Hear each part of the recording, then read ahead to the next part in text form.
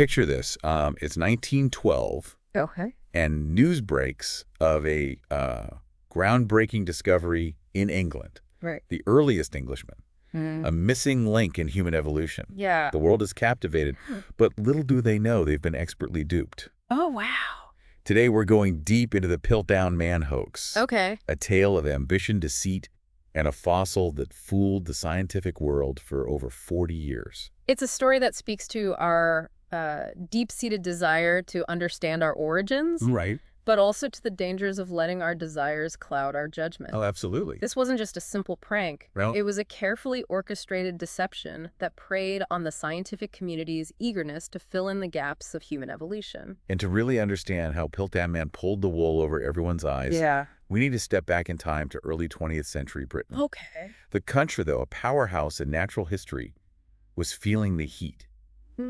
Sensational dinosaur fossils were being unearthed in other parts of the world, and there was a growing anxiety about losing their scientific dominance.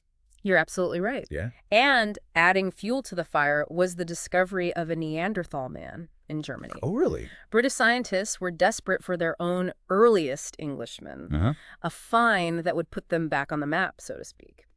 Enter Charles Dawson, Okay. a seemingly charming amateur archaeologist with a knack for making incredible discoveries in Sussex. Right. He was known as the Wizard of Sussex. Yeah.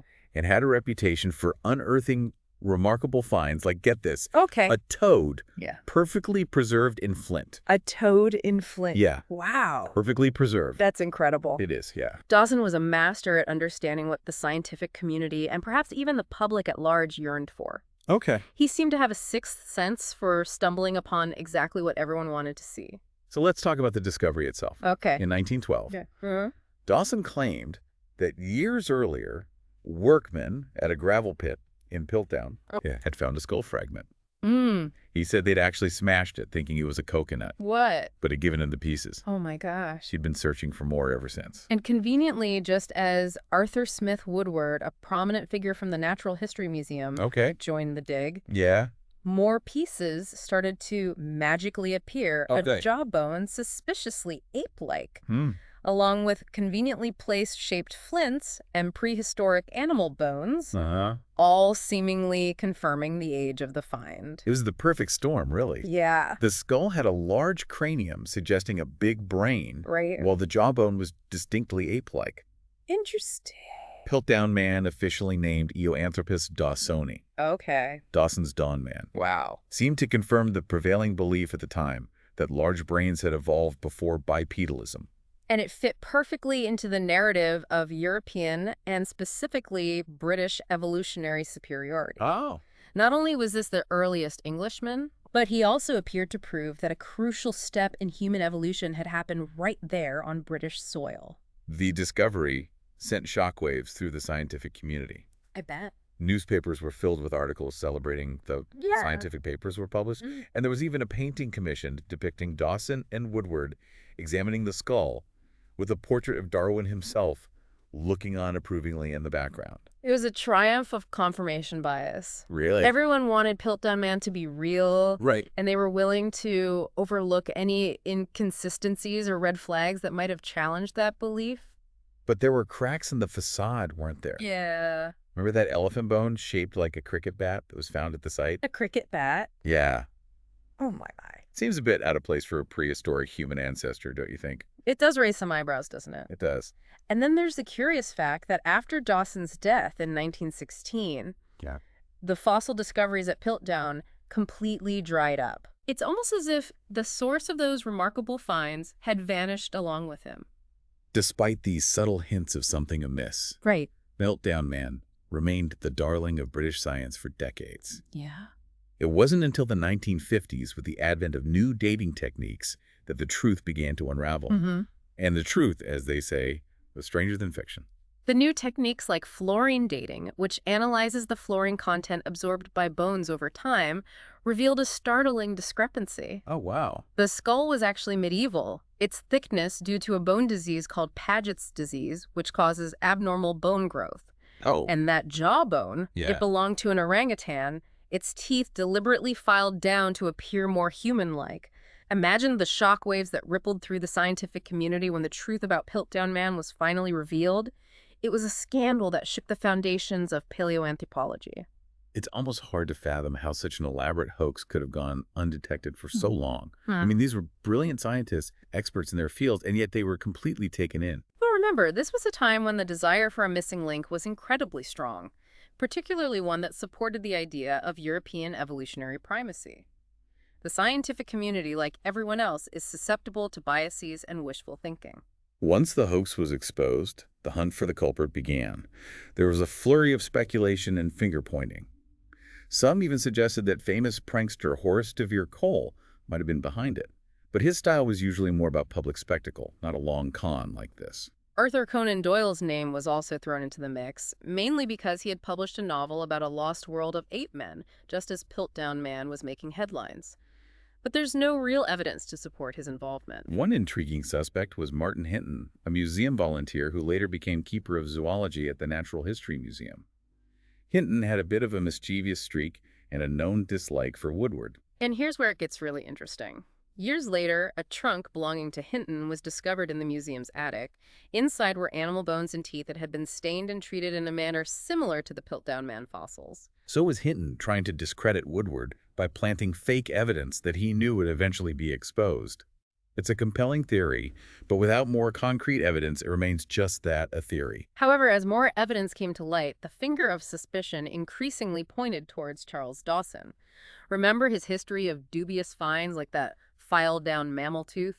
It turns out that was a fake as well. It seems Dawson had a pattern of presenting the scientific community with exactly what it wanted to find, even if it meant bending the truth, or in this case, fabricating it entirely. Dawson was a cunning manipulator. He understood the nuances of the scientific process and knew how to exploit its vulnerabilities. For instance, he was always deliberately vague about the exact location and circumstances of his discoveries. He also conveniently blamed any damage or missing pieces on those anonymous workmen, making it impossible to verify his claims.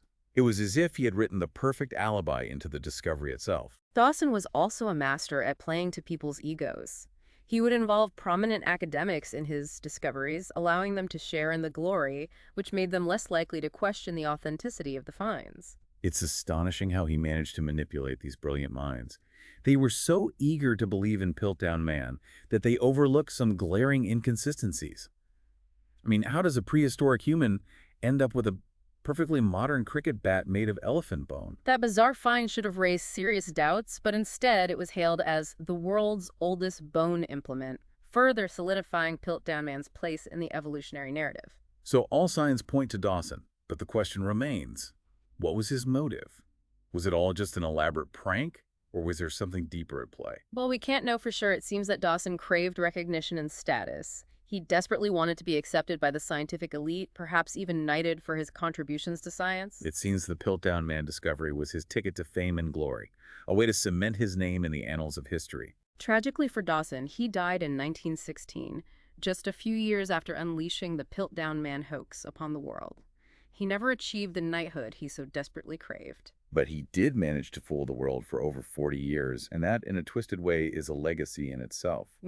But beyond the personal ambition of Charles Dawson, the Piltdown Man hoax holds some crucial lessons for us, even today. Absolutely. It's a stark reminder of the dangers of confirmation bias, that inherent human tendency to favor information that confirms our existing beliefs. We see what we want to see, especially when it comes to complex and emotionally charged topics like human origins. It also highlights the importance of skepticism, even in the face of seemingly irrefutable evidence. We should always be willing to question assumptions, to dig deeper, to consider alternative explanations. And this applies not just to science, but to all areas of life. We are constantly bombarded with information claims and counterclaims. It's more important than ever to cultivate those critical thinking skills to be discerning consumers of information. You know, in a way, the Piltdown Man hoax is both a cautionary tale and a story of resilience. Yes, science was fooled, but ultimately it self-corrected. New techniques and discoveries exposed the fraud, and our understanding of human evolution continued to advance. The scientific process, while not perfect, is designed to be self-correcting. It's about constantly testing and refining our understanding of the world based on new evidence. And sometimes that means admitting we were wrong.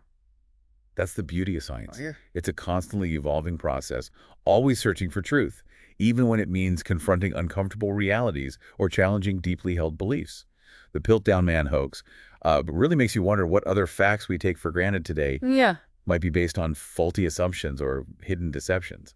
It's a humbling thought. It is, isn't it? It reminds us that even in the age of advanced technology and scientific rigor, we are not immune to deception or our own biases. The Piltdown Man story isn't just some dusty historical anecdote. No. It has real implications for how we navigate the world today, especially in this age of information overload, where we're constantly bombarded with claims and counterclaims, facts and alternative facts. Exactly. It's more important than ever to develop critical thinking skills and to be discerning consumers of information. We can't just passively absorb everything we read or hear. We need to actively question, investigate, and consider different perspectives. It's like that old saying, don't believe everything you read. But in today's world, it's more like, don't believe everything you read, see, or hear. Precisely. Yeah. We need to be skeptical, not cynical, but skeptical, to ask ourselves, what's the source of this information? Yeah. What are the potential biases? Is there another side to this story? It's about being curious, asking those tough questions, and being open to the possibility that even long-held beliefs might need to be revised in light of new evidence. The truth is out there, but it might be buried under layers of misinformation, clouded by bias, or even hidden in plain sight. But with a curious mind and a healthy dose of skepticism, we can uncover it. Who knows? Maybe you'll be the one to expose the next Piltdown Man. Yeah. To challenge the accepted narrative and change the way we see the world.